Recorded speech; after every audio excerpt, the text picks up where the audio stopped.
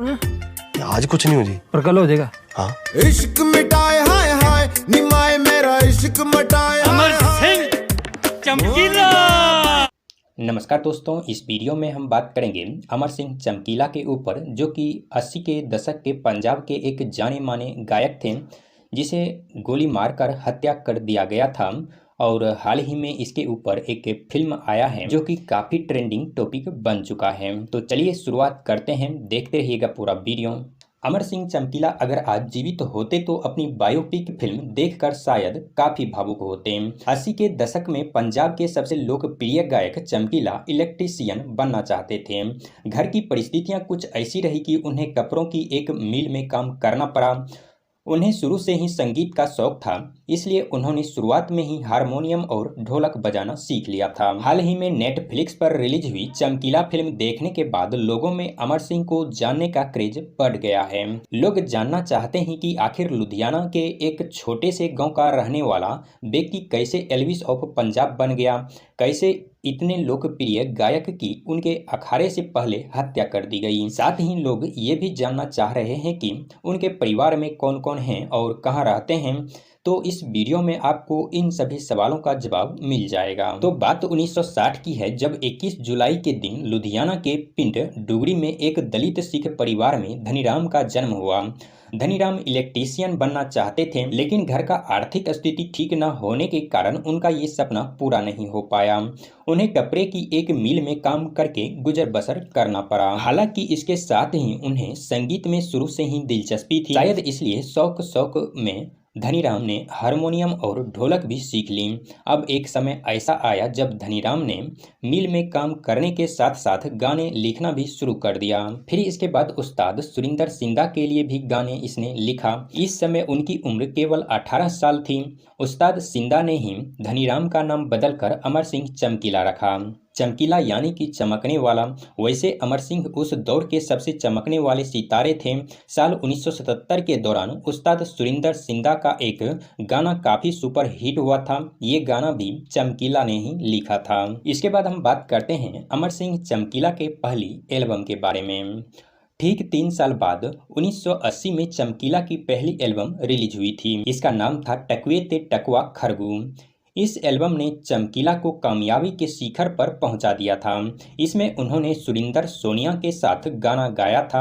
अब चमकीला और सुरिंदर मिलकर अखाड़े लगाने लगे थे।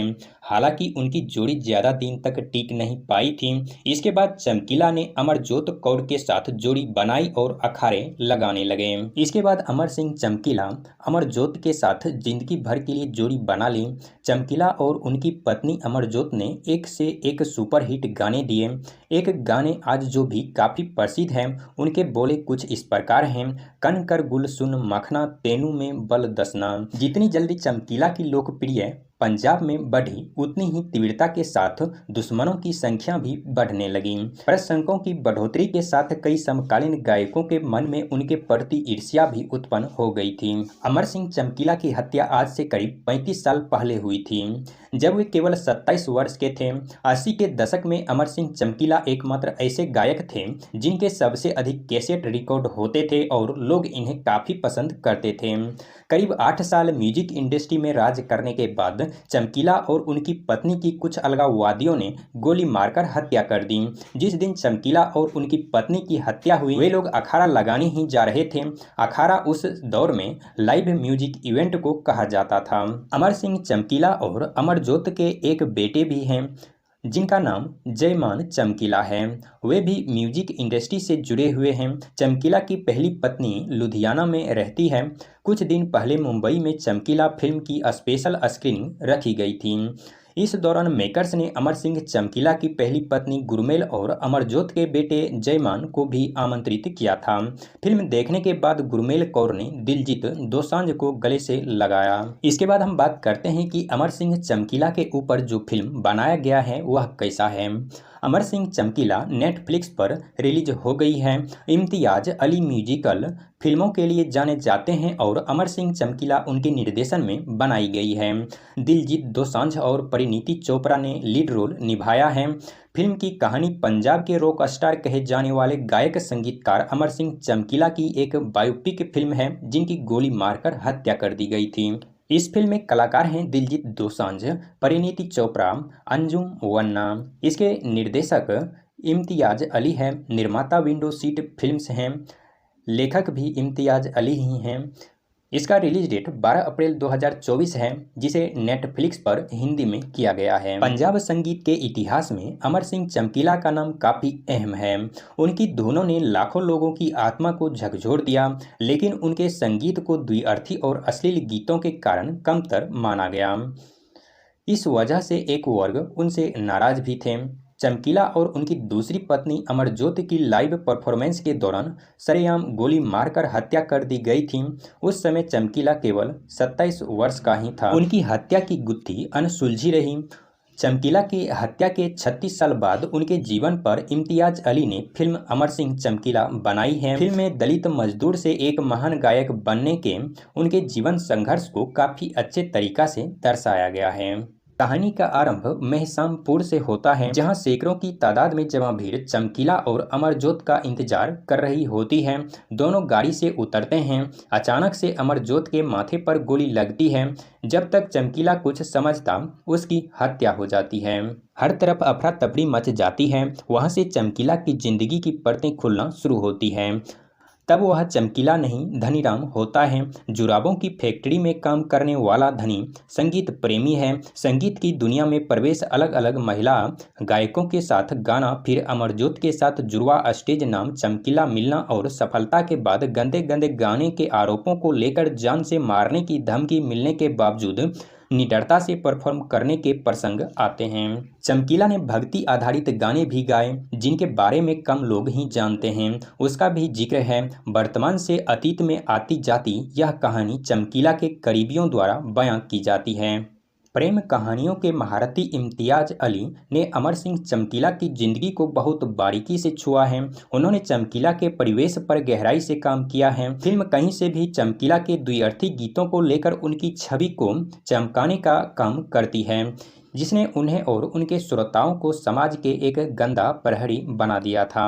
हालांकि यह उस दौरान के समाज पर तीक्ष्ण टिप्पणी करती है, जिसमें चमकीला की चमक बिखरी होती है। इम्तियाज ने स्क्रिप्ट डेवलपर्स निधि सेठिया और त्रिजा नंदा के साथ मिलकर चमकीला की जिंदगी पर पिछली सदी के 8वें दशक के दौरान पंजाब में उग्रवाद के प्रभाव को दिखाया गया है। उनकी पत्नी अमरजोत के बारे में बहुत ज़्यादा जानकारी इस फिल्म में नहीं दी गई है।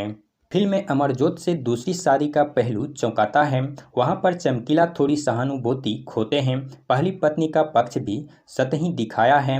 अमर और अमरजोत की रियल स्टेज परफॉर्मेंस के दृश्यों को दिलजीत और परिणीति के साथ तुलनात्मक तरीके से दर्शाया गया है, ताकि दोनों की असल जिंदगी के साथ कनेक्ट हो सके। उनके गानों ठेठ पंजाबी थे। ऐसे में इस भाषा के अनभिज्ञ दर्शकों के लिए गानों के बोलों का अर्थ हिंदी में लिख कर आता है। फिल्म का अहम हिस्सा संगीत है।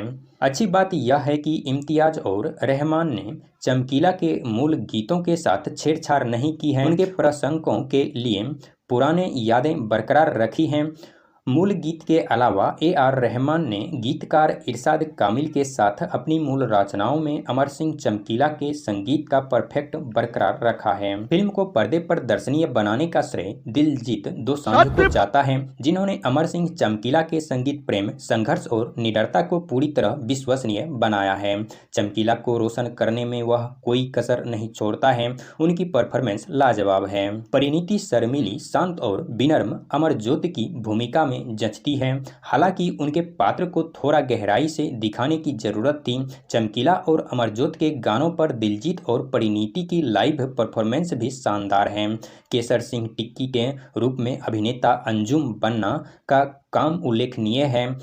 अपनी शानदार कॉमिक टाइमिंग और भावनात्मक दृश्यों के लिए वह याद रह जाते हैं।